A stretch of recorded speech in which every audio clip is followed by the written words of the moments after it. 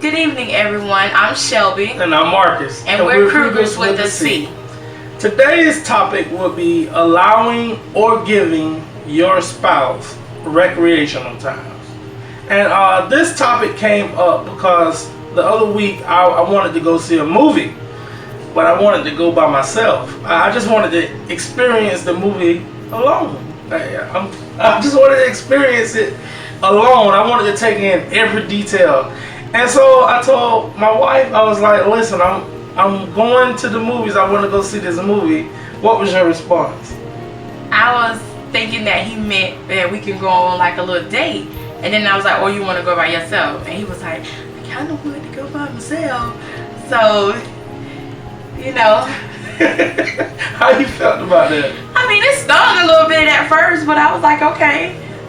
And it wasn't like I didn't want to spend time with you, but that was just something I wanted to. I didn't want to miss a drop. Like, I had to use the restroom, but I waited. I waited because I didn't want to miss any part of the movie. And it's not often that I go out. It's not often that I want to go out. And that was just something that I wanted to do alone. So we just got into the conversation about how do you feel about giving your spouse recreational time?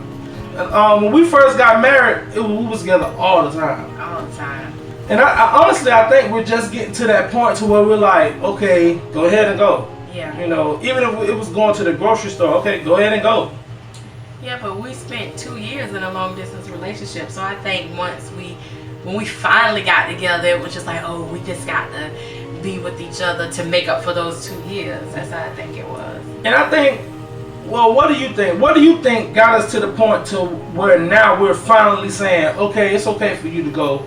It's okay for you. I don't have to be there. I just think it was growth. Just growth in our marriage, growth about getting to know each other now that we have come together. I'm not saying that I would marry somebody I didn't know. Yes, I knew him. We was friends first. Then we became boyfriend and girlfriend, and then we dated for 2 years. And I knew him, and I knew enough that I wanted to take that next step and marry you.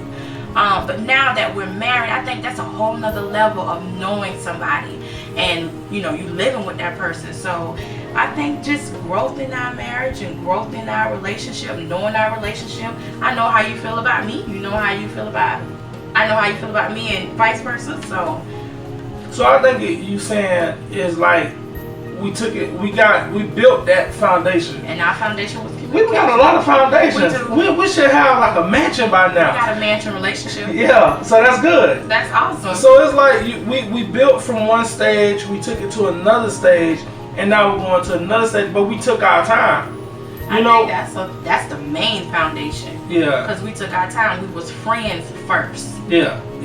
And one of our mottos is, you know, we're gonna ride it till the wheels fall off. Right. So it's like we got time. We got time as long as God allow us to be on this earth. We know we plan to be together.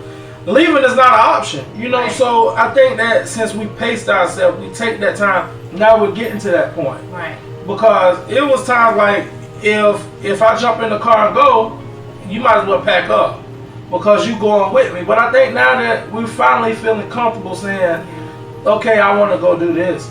But it ain't much that I want to do, you know. Yeah, but I also think you have to allow yourself to miss your spouse. So that's why you need that separation or that time apart from each other, you know. So when we come back together, we're like, oh, honey, boo boo, how you doing? Stuff like that.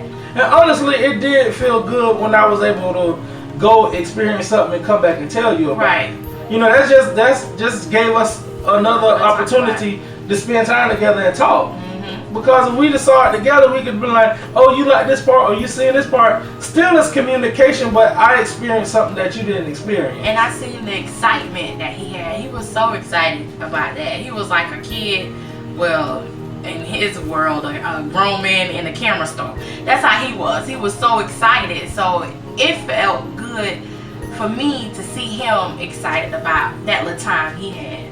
I had fun. I appreciate it. No problem. Now he owe me. My turn. Her birthday coming, so I'm gonna give her a birthday present and that day all to herself. So that's how you gotta do it, fellas. You gotta kill 2 birds with 1 stone. You gotta be smart, man. Deal with your wives according to knowledge.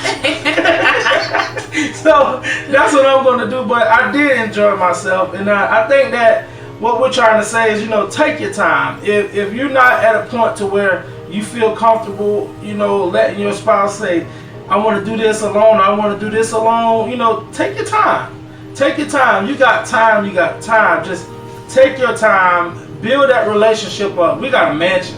Yes, we do. Our house right here ain't big, but our relationship is a big old house. Yes, it is. Yeah, so it's just build up on each other. Break down those insecurity walls so you can build up some more secure walls. Bingo. So when we are secure within ourselves, within our marriage, within our relationship, within our husband, they can go do whatever they want just as long as they coming back, because we know that they gonna come back, and then it'll be our turn.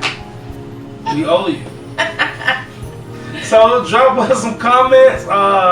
Subscribe to the page. Until next time, I'm Marcus. And I'm Shelby. And we're Krugers with a C. Bye. Talk to y'all later.